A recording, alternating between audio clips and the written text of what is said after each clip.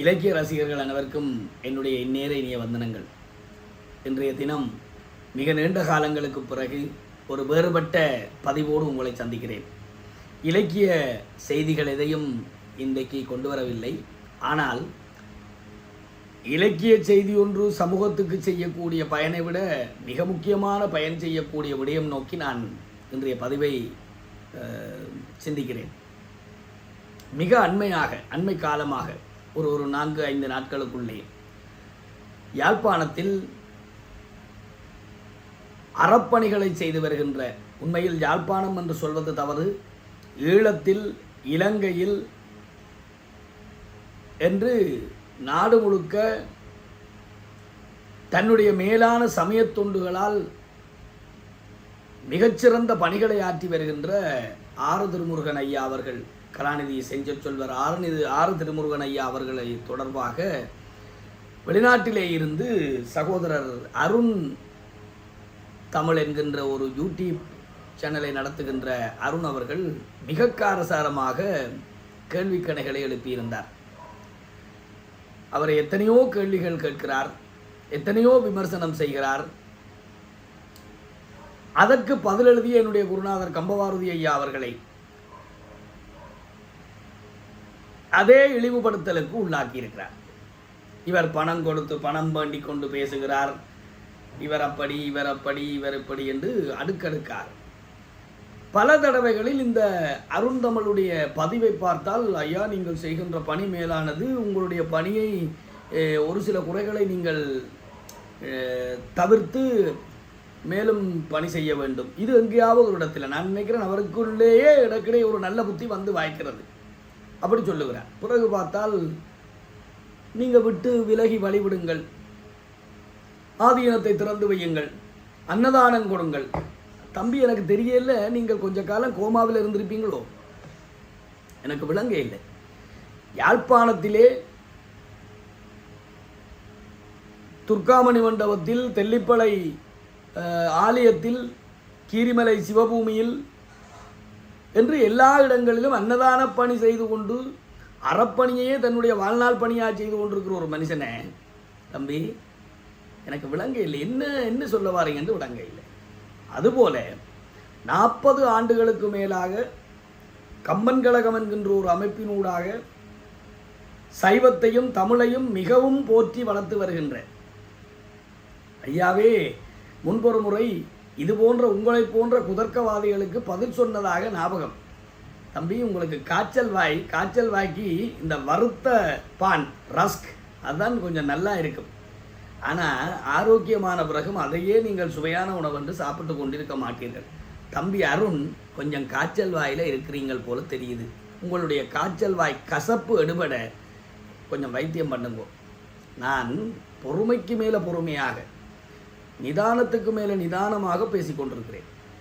யாழ்ப்பாணத்திலே எத்தனையோ இழிவுகளுக்கும் வன்முறைகளுக்கும் மிகச்சீரழிவான கலாசார பண்பாட்டு சிதைவுகளுக்கும் மத்தியில் எங்காவது தெரிகின்ற ஒரு நம்பிக்கை என்றால், எங்காவது தெரிகின்ற ஒரு பற்றுக்கோடு என்றால், ஒரு அறத்துக்கான பாதை என்றால் அது உங்களால் இழிவுபடுத்தப்பட்டு கொண்டிருக்கின்ற 2 பேரும் தான். இன்றைக்கு இடத்துல இதுதான் நிலைமை. இன்னும் அறப்பணிகள் செய்பவர்கள் கொஞ்சம் பேர் இருக்கத்தான் செய்கிறார்கள், இல்லை என்று சொல்லவில்லை. உங்களாலே மிக அண்மையிலே காயப்படுத்தப்பட்டு கொண்டிருக்கின்ற அந்த பெரிய மனுஷர்கள் 2 பேர்கள் எனக்கு விளங்கவில்லை. விநாசகாலே விபரீத புத்தி என்று தமிழிலே ஒரு தொடர் உண்டு. அழிகின்ற காலத்திலே இப்படி விபரீதமான புத்திகளுக்குத்தான் ஆளாவார்கள். உங்களை போன்ற நபர்களுடைய அந்த புத்தி இப்படித்தான் போகிறது. எனக்கு விளங்கவில்லை. ஐயாவும் கூட இந்த கட்டுரையிலே கேட்டிருந்தார். எனக்கு தெரியாமத்தான் கேட்கிறேன், இவ்வளவு பெரியவர்களுடைய பணிகளை எல்லாம் கேள்விக்குள்ளாக்குகின்ற நீங்கள் செய்கிற பணி என்ன? எனக்கு ஒருக்கா தெரியாமல் சொல்லுங்க, என்ன பணி செய்கிறீர்கள்? அப்படி ஏன் வெளிநாட்டில் இருக்கிறீங்க? கம்பவாரதி ஐயா காசு வாங்கி பேசக்கூடாது. நீ ஏன் அப்போ வெளிநாட்டில் இருக்கிற? என்ன பிரச்சனை உனக்கு? வா இங்கே சொந்த நாட்டுக்கு வா, என்ன பிரச்சனை உனக்கு? சொந்த நாட்டில் வந்து அறஞ்செய், தர்மத்தை செய். நீ நல்ல காசு உழைக்க வேணும். வடிவா உங்க இருந்தோண்டு உனக்கு இந்த பொழுதுபோக்குக்கு வெளிநாட்டுல கொஞ்சம் பேர் இந்த ஜாமா முகமத்தில் கோவில் எடுத்து அலம்புவாங்களே, அந்த மாதிரி உனக்கு யூடியூப்புக்கு முன்னாலே அலம்பு வேணும். எனக்கு வார்த்தை தடிக்க பார்க்கறது. நான் பொறுமையாக பேச வேண்டும் என்று நினைக்கிறேன். எனக்கு என்னென்றே விளங்கவில்லை. திருமுருகன் ஐயா போத்தி கொண்டு போகிறார். அதுக்கு இல்லை, உண்மையிலேயே அந்த நபர்களை கொச்சப்படுத்துகிற நோக்கத்தோடு தான் பேசுகிறார் என்பதை மீண்டும் மீண்டும் அவருடைய பதிவிலே, கோயிலுக்கு போகிறவன் நீங்கள் சொல்லுவது போல அங்கே குறைபாடுகள் ஏதாவது இருந்தால் தாராளமாக சால்வியை போத்தி கொண்டு போ, எந்த கோயிலையும் அதுக்கு இடம் உண்டு, கேள்வி கேட்டுக்கொண்டிருக்கக்கூடாது. நான் நினைக்கிறேன், எனக்கு தெரிஞ்ச அளவில் 60-70 பேருக்கு கொல்லி வைத்து விட்டார் திருமுருகன் ஐயா. பிள்ளைகள் செய்ய வேண்டிய கடமை, உங்களை போல வெளிநாடுகளில் இருந்து கொண்டு பெத்த தாய் தந்தையர்களை கைவிட்டு அனாதையாக்கி விட்டு போனவர்களுடைய கடமைகளை தன் கடமையாக ஏற்று செய்து கொண்டிருக்கிறார். 2 பேருமே தங்களுடைய வாழ்நாளை தமிழுக்காக அர்ப்பணித்தவர்கள். எனக்கு இந்த இடத்துல ஒன்று வருது, கம்பபாரதி ஐயா காசு வாங்கி பேசுகிறார், காசு வாங்கி கொண்டு தான் பேசுகிறார். இது எங்கேயுமே அவரோ அவரை சார்ந்தவர்களோ நாங்கள் தவறவிட்டதே இல்லை, சொல்ல தவறியதே இல்லை. கட்டாயமாக இப்போ காசை வாங்கி கொண்டு தான் பேசுகிறோம். ஏன் காசு வாங்காமல் பேச வேணும்? என்ன தேவை? எனக்கு விளங்க இல்லை இருக்கா சொல்லுங்க. ஆலயங்கள் ஏதாவது பற்றாக்குறை இருக்கா? வசதி குறைவு இருக்கா? லட்சக்கணக்கில் கோடிக்கணக்கில் நாதஸ்வர கச்சேரி இன்னும் இசை கச்சேரிகள் நடத்துகிறீர்கள். அப்படி அதுகளையும் இலவசமாக நடத்துங்க. அதுகளை ஒன்றே நடத்தாமல் உண்மையிலேயே அறம் வளர்க்கணும், உண்மையிலேயே தமிழ் வளர்க்கணும், உண்மையிலேயே சமயம் வளர்க்கணும் என்றால் தாராளமாக பாருங்கோ, பேசுகிறதுக்கு ஐயா ரெடியாக இருக்கிறார். எனக்கு யாழ்ப்பாணத்தில் இருந்த ஒருவர், ஒரு பெரிய அதிகாரி நிலையில் உள்ள ஒருவர், தன்னுடைய ஊர் கோயிலுக்காக ஐயாவோடம், ஐயாவினுடைய மாணவன், ஐயாவோடையே கூட இருப்பவன், ஒரு நிகழ்ச்சி ஏற்பாடுகளுக்கு இடையிலே பேசுகிற தொடர்பாடல் செய்கிற ஒருவன் என்ற வகையில் கோல் எடுத்து, கம்பபாரதி ஐயா எங்களுடைய கோயிலுக்கு பேசணும்னா, ஐயா எல்லாம் விவரங்கள் கேட்கிறேன் சொல்லுகிறேன்.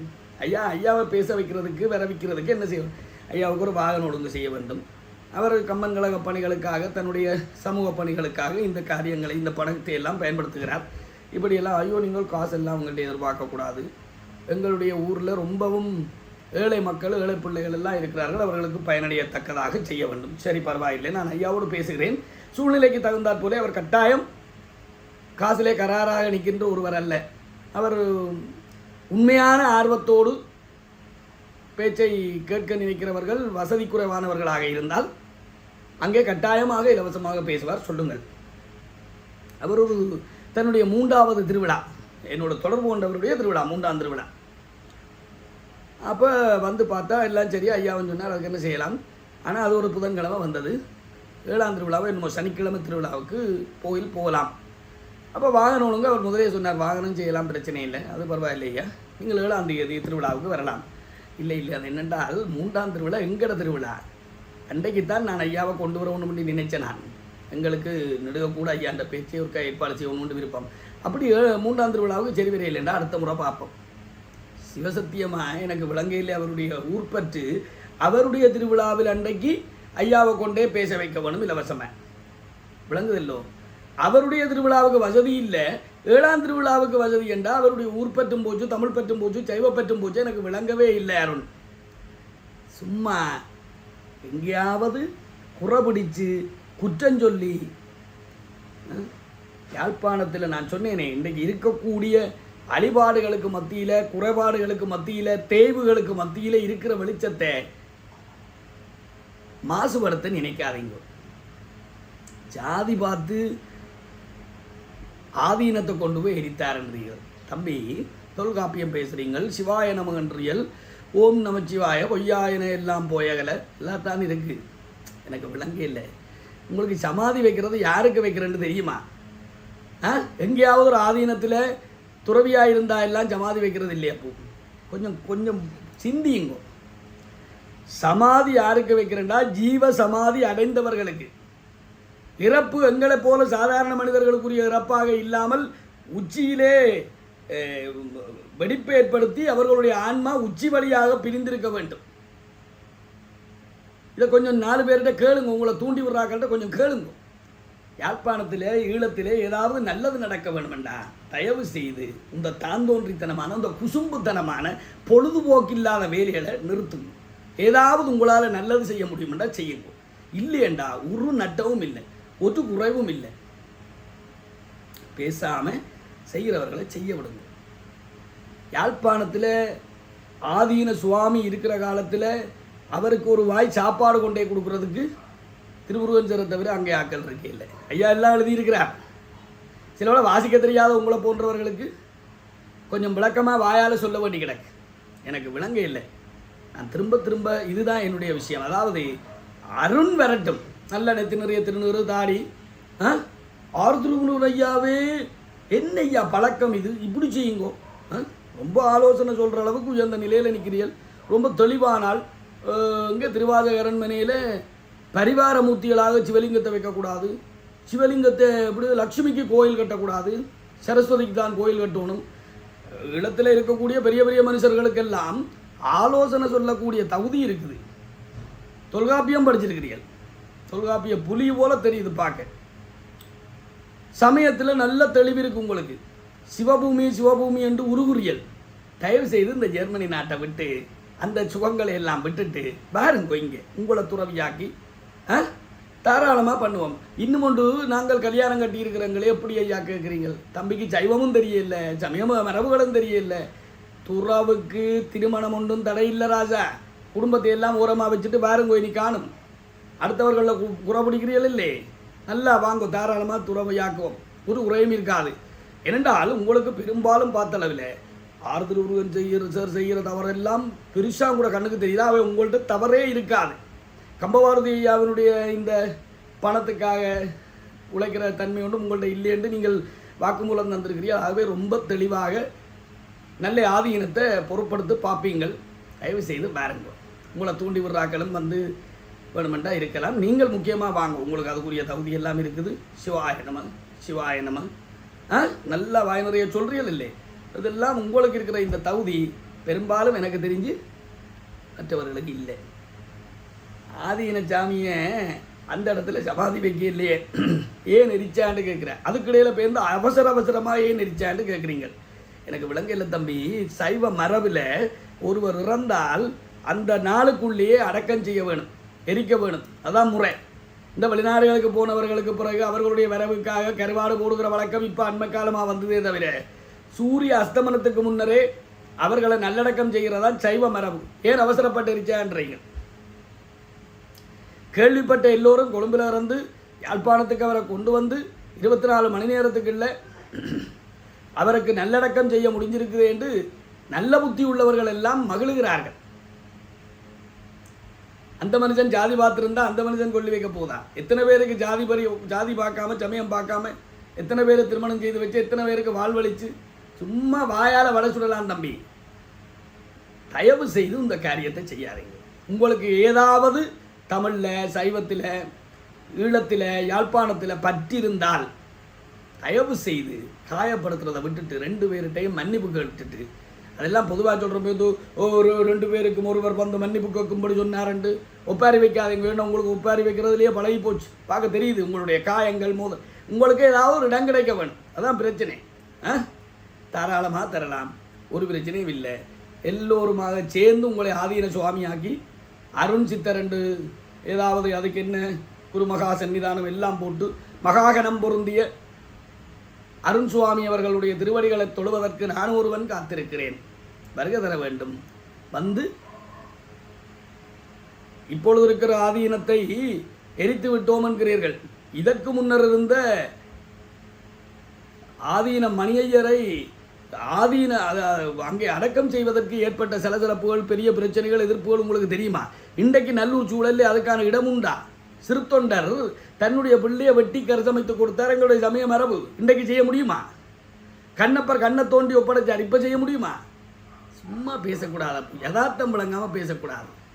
ஆதீன சுவாமி அடுத்த தலைமுறையை தேர்ந்தெடுத்து விட்டு போகவில்லை. எல்லாரும் வரிசையாக கியூவா வந்து நின்றவங்களை தேர்வு செய்யுங்க, உங்களை தேர்வு செய்யுங்க கொண்டு அந்த மனுஷன் தான் மட்டும்தான் வாழணும் என்று செய்யலை.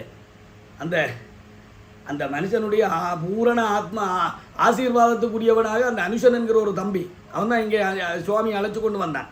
அவருக்கு மலஞ்சலம் எடுத்து எல்லாம் பார்த்து கொண்ட அந்த புண்ணிய ஆத்மாவை தவிர, அந்த அந்த பிள்ளையை பெற்ற குடும்பத்தை தவிர, அவன் அங்கே அறநெறிப்பாடு ஆதீன அறநெறிப்பாடு சாலையில் படித்து அவரோடைய கூட இருந்து தொட்டாட்டு வேலையெல்லாம் பார்த்து உதவியாக இருந்த ஒரு பையன். அவனை தவிர அங்கே ஒரு தரம் திரும்பி பார்க்கல. தயவு செய்து இந்த ஒழுங்கா உண்மையில் நல்ல யாழ்ப்பாணத்தில் நல்லது நடக்க வேண்டும் என்று நினைச்சால் சரிதானே? இந்த ஏவி விடுற கூவி விடுற கொஞ்சம் பேற்ற கூட்டங்களுக்கு கேட்டுக்கொண்டு குழப்பி காயப்படுத்தி மனதனம் ஓடிச்சு மற்றவர்களுடைய அறச்செயலுக்கு தடை பண்ணாமல் நான் சொல்கிறது இன்றைக்கு ஆறுதல் தெளிவாகத்தான் இருக்கிறார், கம்பபாரதி ஐயா தெளிவாகத்தான் இருக்கிறார். அவர்கள் எல்லாம் மலைகள், அவர்களோட ஒன்றும் பண்ண முடியாது. அதான் என்னுடைய ஆதங்கம். இளந்தலைமுறையில் எல்லாம் சின்ன பையன், உங்கள் தமிழ்லேயே சொல்லணும்னா போச்சிப்போத்தில் கொஞ்சம் ஓரமாக வச்சுட்டு அமைதியாக இருந்து அம்மா அப்பான்ற சொல்லு கேட்டு, அப்படி இல்லைன்னா வாங்க துறவியாக்கி விடுறோம். நல்லது, தாராளமாக துறவு செய்யலாம், தொண்டு செய்யலாம்.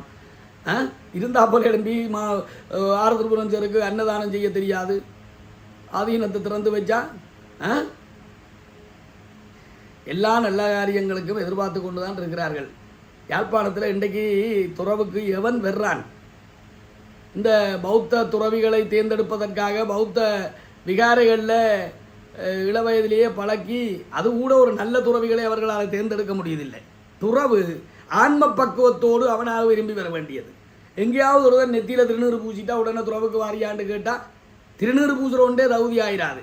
அதுக்குரிய பக்குவத்தோடு அவன் பெற வேணும். அடுத்து எல்லா விதத்திலும் ஒப்படைச்சு போட்டு தூர நில்லுங்கோ, துறப்பை கொடுத்துட்டு தூர நில்லுங்கோன்னு வாரவன் முதல்ல அந்த ஆதீனத்தோட பொருந்துறானா, அவனால் தொடர்ந்து பயணிக்க முடியுமா, அதையெல்லாம் பார்த்து அதுக்குத்தான் 18 பேர் கொண்ட குழு இருக்குது. யாராவது ஒருவர் இவர் அப்படி அவர் இப்படி என்று சேறு பூச வேணும். சேறு பூசி எங்கேயாவது ஒரு இங்கேன்னு ஒரு தேடி அதை செய் இதை செய் என்று தயவு செய்து இப்படி செய்யாதீங்க.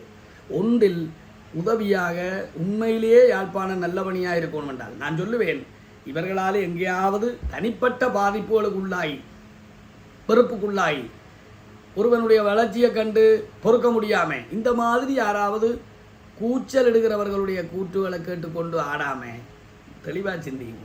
தம்பி வந்து ஈழத்தில் பணி செய்யலாம். இப்போ யுத்தம் முடிஞ்சுது, வெளிநாட்டில் போனவர்கள் திரும்பி வர்றதுக்கு நல்ல தாராளமான வழியெல்லாம் உண்டு. நீங்கள் நினைச்சா மட்டும் போதும், உங்களே அங்கே உள்ள அந்த பொருள் உலகு விடாது இழுத்து வச்சிருக்கும். அது தவிர உங்களை வேறு ஒன்றும் தடுக்க போகிறதில்லை. வாங்கோ, சந்தோஷமாக யாழ்ப்பாணத்தில் பணி செய்வோம், தாராளமாக செய்வோம், தொண்டியேற்றுவோம். ஆறுதல் புரஞ்சரையும் கம்பபாரதி ஐயாவை தூக்கி கடலில் போட்டு விடுவோம். தேவையில்லை. அவர்கள் என்ன குறுக்கணிக்கிறது? அவர்களுக்கு நம்பிக்கை கொடுக்கக்கூடிய மாதிரி ஒரு தெம்பு கொடுக்கக்கூடிய மாதிரி யாராவது ஒருவர் வந்து நிற்பம். நான் மீண்டும் சொல்லுகிறேன், நம்பிக்கை ஊட்டும்படியாக பெரிய பாரத்தை சுமந்து வச்சு கொண்டு நிற்கிறார்கள். நம்பிக்கையானவன் கையே தயாராக இருந்தால் தாராளமாக கொடுத்துட்டு விலகிறதுக்கு ரெடியாக நிற்கிறார்கள். எனக்கு 2 பேரையும் தனிப்பட தெரியும். சரிதானே? சும்மா வாயால் வட சுடக்கூடாது ராசா, சரியோ? ஒன்றில் வந்து களத்தில் இறங்கி வேலை செய்யணும், இல்லையா கம்மண்டு இருக்க வேணும். இதுதான் எனக்கு தெரிஞ்சது. சரியா? சும்மா பூச்சாண்டி காட்டுற வேலை, இழுத்து சும்மா அங்கே இங்கே உள்ளவன் என்ன தெரியும்? குசும்புத்தனம் தான் தாங்கள் செய்கிற அந்த காரியங்களை செய்து நல்ல மனிதர்களுடைய சாபத்தை வாங்காதீங்கோ, நல்ல காரியங்களுக்கு முட்டுக்கட்டையாக இருக்காதீங்கோ. முடிந்தவரை தொண்டியற்றுங்கோ. உண்மையிலேயே அறப்பற்று, சமயப்பற்று, தெய்வீக உணர்வு என்ற ஒன்று இருந்தால் 4 நல்ல மனிதர்களை அவர்களுடைய பணிக்கு துணை நிற்போமே தவிர முட்டுக்கட்டையாக குறுக்கு தடக்கற்களாக இருக்க மாட்டோம். இதுக்கு மேலே எனக்கு நீட்டி வார்த்தையை தடிக்க வைக்க விருப்பமில்லை. மீண்டும் ஒரு நல்ல பதிவோடு சந்திப்போம். நன்றி, வணக்கம்.